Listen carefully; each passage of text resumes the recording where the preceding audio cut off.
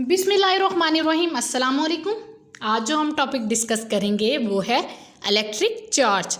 तो हम देखते हैं कि इलेक्ट्रिक चार्ज बिहेव कैसे करते हैं।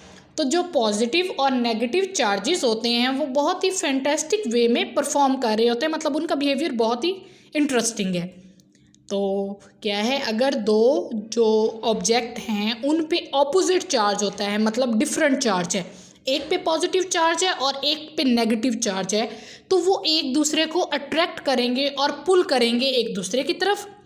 ठीक है, अगर ऑपोजिट चार्ज है तो इसी तरह अगर ऑब्जेक्ट पे सेम चार्ज होता है, मतलब दोनों पे पॉजिटिव चार्ज है या दोनों पे नेगेटिव चार्ज है, तो वो एक दूसरे को रिपेल करेंगे या एक दूसरे को पुश अवे करेंगे फ्रॉम वन एनदर, मतलब एक दूसरे को अपोज करेंगे।